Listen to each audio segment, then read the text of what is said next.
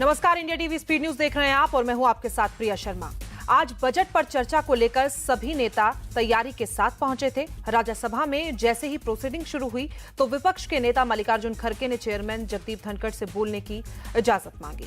धनखड़ ने कहा कि बजट पर चर्चा होनी है तो खड़गे ने कहा कि वो बजट पर ही बोलेंगे। चेयरमैन ने परमिशन दे दी तो खड़गे ने कहा कि इस साल के बजट में निर्मला सीतारमण ने सिर्फ 2 राज्यों पर फोकस किया है, बाकी सभी राज्यों की पूरी तरह से अनदेखी की गई है।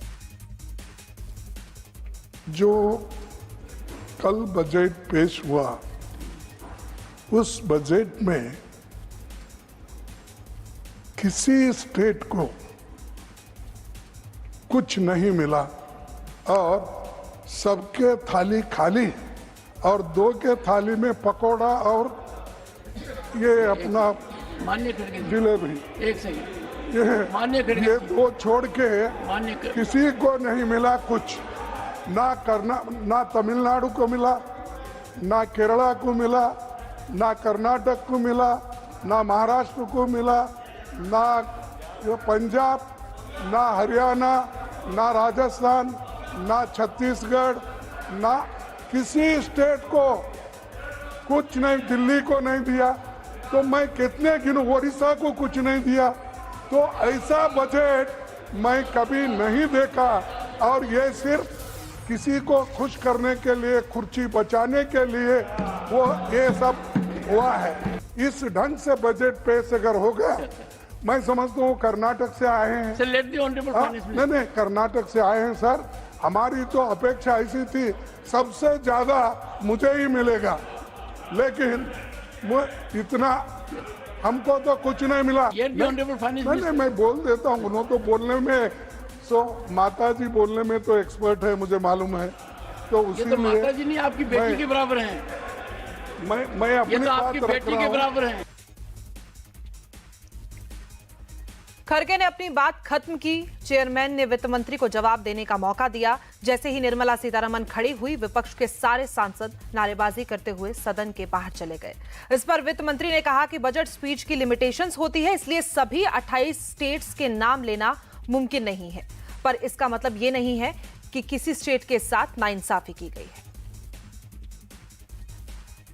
Just to the point that he raised, that I have not named many states and probably spoke about only 2 states, and they would know clearly that in every budget you don't get an opportunity to name every state of this country.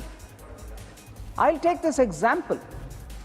Between vote on account, which was presented on 1st February this year, and now the full budget which was presented yesterday for this year, I have not named very many states.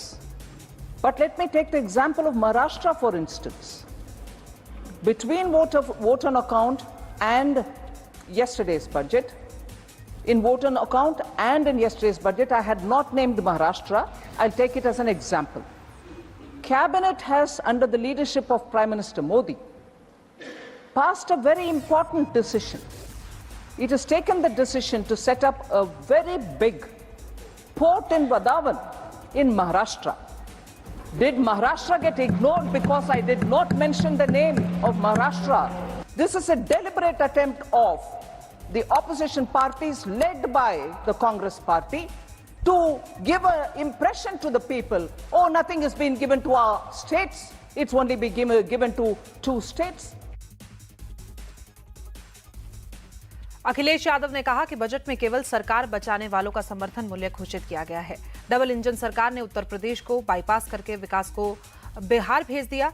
ऐसे में double engine से UP को क्या फायदा हुआ है? अखिलेश ने कहा है कि बजट में महंगाई रोकने की कोई बात नहीं की गई।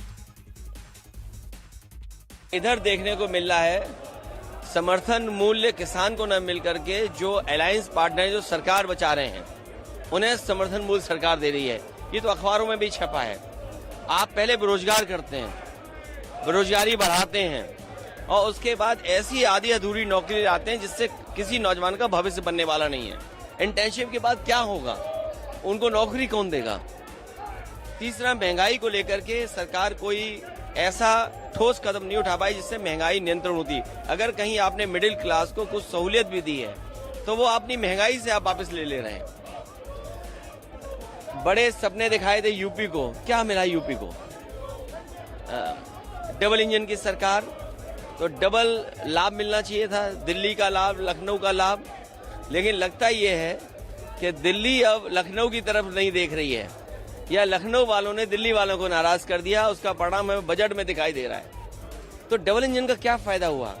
बिहार जा रहा है विकास, यूपी को क्यों छोड़ रहे हैं आप? बाढ़ अगर बिहार की रोकनी है तो नेपाल की बाढ़ रोके बिना और यूपी की बाढ़ रोके बिना आप बिहार की बाढ़ कैसे रोकेंगे? तो आपको पहले यूपी की बाढ़ रोकें, नेपाल की बाढ़ रोकें, तो बिहार की बाढ़ अपने आप रुक जाएगी। सभी लोग, जितने लोग हैं, और खासकर समाजवादी लोग, किसानों को एमएसपी मिले, आय दोगुनी हो, उसका रास्ता निकले। वहीं कांग्रेस के एमपी शशि थरूर ने कहा है कि देश में 28 राज्य हैं और सरकार को सिर्फ 2 राज्यों की फिक्र है। ये तो बाकी राज्यों के साथ नाइंसाफी है। थरूर ने कहा कि बाहर बजट पर विरोध जताने के बाद विपक्षी दल सदन में भी अपनी बात रखेंगे। हर एमपी इंडिया ब्लॉक के अपने ही राज्य के बारे में प्रोटेस्ट दिखा रहे हैं, प्रदर्शन कर रहे हैं, क्योंकि आपको मालूम है कि हमारे देश में ऐसे नहीं हो सकता जब हमें 28 राज्य है, 8 यूनियन टेरिटरी है और आप सब चीज़ें सिर्फ 2 राज्यों के दे दी क्योंकि उनके साथ आपकी कुर्सी बचाता है। ये बिल्कुल ठीक नहीं है, ये अन्याय है और इसके लिए सारे प्रोटेस्ट चल रहे हैं। सर, नीति आयोग की बैठक होनी है, उसमें 4 सीएम स्किप कर रहे हैं, नहीं आ रहे हैं। कांग्रेस शासित राज्यों के भी ये मुख्यमंत्री सोच रहे हैं कि अगर उनके लिए कुछ नहीं है तो किसी बातचीत करने में भी क्या फायदा, यही विषय है। सरकार चाह रही है कि आप लोग आइए, सदन में बातचीत होगी, हर मुद्दे पर बातचीत होगी। पार्लियामेंट के अंदर तो बातचीत होगी, अभी चर्चा होगी बजट पे, देखते हैं क्या होता है।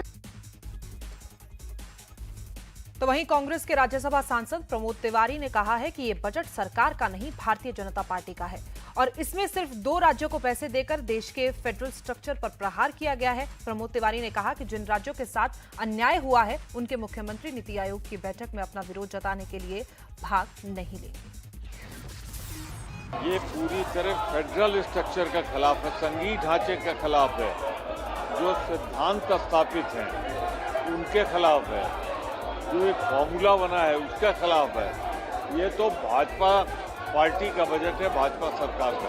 उनके सामने और कौन सा रास्ता है? जब आप गैर भाजपा शासित राज्यों को उनका अधिकार नहीं देंगे तो लोकतांत्रिक ढंग से विरोध करना ही उनका कर्तव्य है और वो हम कर रहे हैं।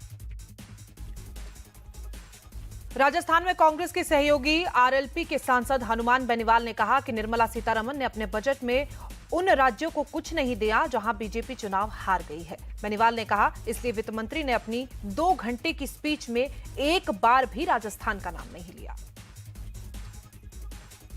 बजट से कुछ भी नहीं मिला और तो और 2 घंटे के भाषण में राजस्थान का नाम भी नहीं लिया। और इस बजट से जो उम्मीद थी देश के नौजवानों को, किसानों को, वो हताशा लगी। बढ़ती महंगाई, पेट्रोल डीजल की बढ़ती दरें और ओपीएस जो ओल्ड पेंशन स्कीम है, इसको लागू इनको करना चाहिए था। और जिस तरह किसानों की आय दुगनी करने की बात की, उसका जिक्र इस बजट के अंदर नहीं है। और जिन जिन प्रदेशों के अंदर चुनाव भारतीय जनता पार्टी हारी है, राजस्थान, पंजाब, हरियाणा, उत्तर प्रदेश, इनके साथ सोचना व्यवहार किया, जिनको विशेष पैकेज दिया, हम उनका विरोध नहीं कर रहे, लेकिन हमें भी विशेष पैकेज इनको देना चाहिए था। विपक्षी दलों के एंटी बजट प्रोटेस्ट में आम आदमी पार्टी भी शामिल हुई। आम आदमी पार्टी के सांसद राघव चड्ढा ने कहा कि दिल्ली पिछले 3 बार से भारतीय जनता पार्टी को भर भर के सांसद दे रही है, फिर भी वित्त मंत्री ने बजट स्पीच में दिल्ली का नाम तक नहीं लिया। पंजाब से भी लगातार भेदभाव किया जा रहा है। ये कमाल का बजट इजाद किया गया जिसमें लगभग इस देश का हर वर्ग निराश हुआ है, मात्र 2 व्यक्तियों को छोड़ के, नीतीश कुमार और चंद्रबाबू नायडू।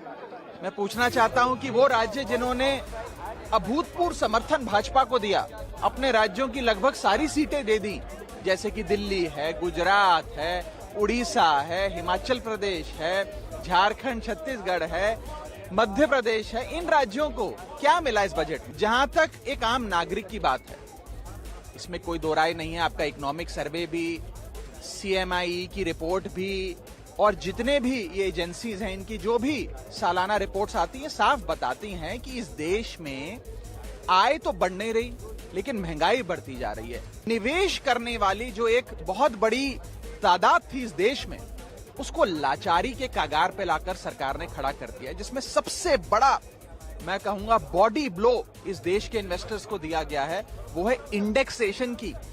इंडेक्सेशन रिमूव करके 1 महीने में इन्फ्लेशन पे भी टैक्स ले रहे हैं।